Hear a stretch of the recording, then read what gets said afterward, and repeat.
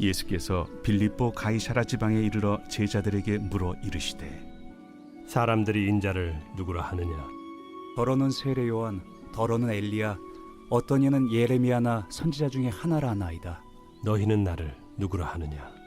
시몬 베드로가 대답하여 주는 그리스도시요 살아계신 하나님의 아들이시니이다. 바요나 시몬아, 네가 복이 있도다. 이를 내게 알게 한 이는 혈육이 아니요 하늘에 계신 내 아버지시니라. 또 내가 네게 이르노니 너는 베드로라. 내가 이 반석 위에 내 교회를 세우리니 음부의 권세가 이기지 못하리라. 내가 천국 열쇠를 네게 주리니 네가 땅에서 무엇이든지 매면 하늘에서도 매일 것이요 네가 땅에서 무엇이든지 풀면 하늘에서도 풀리리라. 이에 제자들에게 경고하사 자기가 그리스도인 것을 아무에게도 이르지 말라 하시니라. 이때로부터 예수 그리스도께서 자기가 예루살렘에 올라가 장로들과 대제사장들과 서기관들에게 많은 고난을 받고 죽임을 당하고 제3일에 살아나야 할 것을 제자들에게 비로소 나타내시니 베드로가 예수를 붙들고 항변하여 이르되 주여 그리 마옵소서. 이 일이 결코 주께 미치지 아니하리이다. 예수께서 돌이키시며 베드로에게 이르시되 사탄아, 내 뒤로 물러가라. 너는 나를 넘어지게 하는 자로다. 네가 하나님의 일을 생각하지 아니하고 도리어 사람의 일을 생각하는도다. 이에 예수께서 제자들에게 이르시되 누구든지 나를 따라오려거든 자기를 부인하고 자기 십자가를 지고 나를 따를 것이니라. 누구든지 제 목숨을 구원하고자 하면 잃을 것이요 누구든지 나를 위하여 제 목숨을 잃으면 찾으리라. 사람이 만일 온 천하를 얻고도 제 목숨을 잃으면 무엇이 유익하리요? 사람이 무엇을 주고 제 목숨과 바꾸겠느냐? 인자가 아버지의 영광으로 그 천사들과 함께 오리니 그때 각 사람이 행한 대로 갚으리라. 진실로 너희에게 이르노니 여기 서 있는 사람 중에 죽기 전에 인자가 그 왕권을 가지고 오는 것을 볼 자들도 있느니라.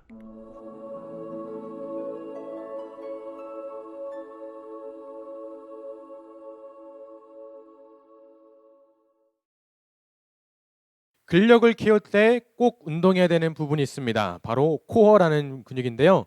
코어는 척추부터 시작해서 복부 그리고 골반을 튼튼하게 잡아주는 근육입니다. 한마디로 몸의 중심을 잡아주는 핵심 근육이라고 할 수 있습니다. 근육을 아무리 열심히 키워도 정작 이 코어가 튼튼하지 않는다면은 균형 잡힌 근육을 만들기는 어렵다고 합니다. 오늘 본문에는 이처럼 몸의 중심을 잡아주는 코어 같이 신앙과 믿음을 잡아주는 핵심 고백이 등장합니다. 주는 그리스도시요 살아계신 하나님의 아들이시니이다. 참 멋진 고백입니다. 베드로의 고백인데요. 어디 하나 흠잡을 데 없는 멋있는 고백입니다. 예수님도 그런 베드로를 칭찬하셨습니다. 아마 그토록 듣고 싶었던 대답이 이제서야 나왔구나 라고 하시면서 감동하셨을지도 모르겠습니다. 더 나아가서 그 신앙 고백 위에 어떤 음부의 권세도 해치지 못하는, 이기지 못하는 교회를 세우고 또 천국 열쇠까지 주겠다고 말씀하셨습니다. 천국 열쇠는 천국 문을 여는 역할에 그치지 않습니다. 이 땅을 잡은 그리고 공중을 잡은 악의 권세를 풀 수 있는 그 천국 열쇠입니다. 물론 하늘의 문도 열 수 있겠죠. 바로 이 열쇠를 가진 사람만이 세상에 줄 수 없는 오직 하늘에서 내려오는 평안과 은혜를 누릴 수 있습니다. 그런데 그 천국 열쇠는 올바른 신앙 고백, 베드로처럼 그 신앙 고백이 세워진 사람에게만 주어지는 것입니다.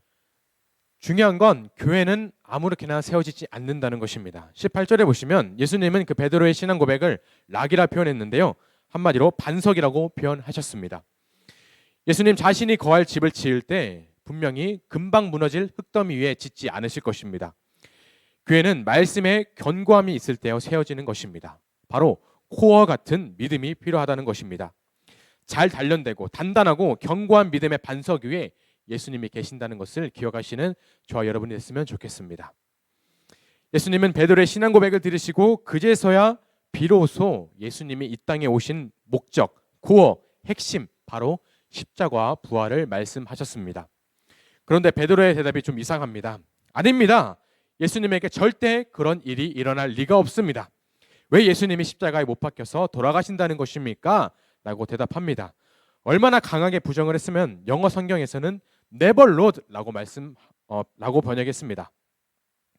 이제 나라도 좀 회복되는 것 같고 예수님 따라서 이제야 내 인생도 조금 평안해지고 피겠거니 했는데 갑자기 그 예수님이 십자가에 죽는다니, 이런 소리를 들었을 때 베드로는 아마 머리를 한 대 쾅 하고 맞은 기분이었을지도 모르겠습니다.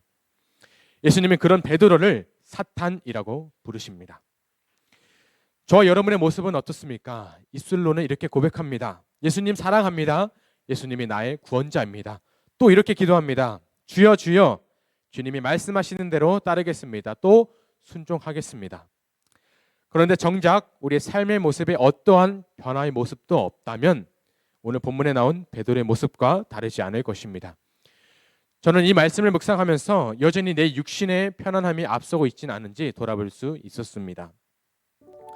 맞습니다. 믿음의 고백은 날마다 넘쳐나야 합니다. 그런데 중요한 것은 말로만 하는 것은 누구나 다 할 수 있습니다. 누구나 예수님을 믿는다고 말할 수는 있습니다. 나의 고백에 핵심이 살아있지 않은지, 코어가 살아있지 않은지 판가름할 수 있는 척도가 오늘 본문 24절 그리고 25절에 나와 있는데요. 저와 여러분은 그 고백이 입술에만 맴돌지 않기를 소망합니다. 저 여러분은 삶의 부유함보다, 또한 육신의 편안함보다, 세상적인 출세나 명예보다 예수님 한 분만을 더 갈망하기를 소망합니다. 예수님 믿기를 작정했다면 오늘 말씀처럼 온 마음과 생각을 그리고 정신이 예수님 한 분께만 온전히 집중되어 있기를 소망하면서 말씀을 마치도록 하겠습니다. 다 같이 기도하겠습니다. 살아계신 예수님, 오늘 하루를 살면서 예수님을 더 닮아가길 소망합니다. 말만 번지르르한 신앙이 아니라 행함이 있는 신앙, 삶의 변화가 뚜렷한 신앙이 될 수 있도록 인도해 주시옵소서. 핵심이 살아있는 그리스도인이 될 것을 결단합니다. 예수님의 이름으로 기도했습니다. 아멘.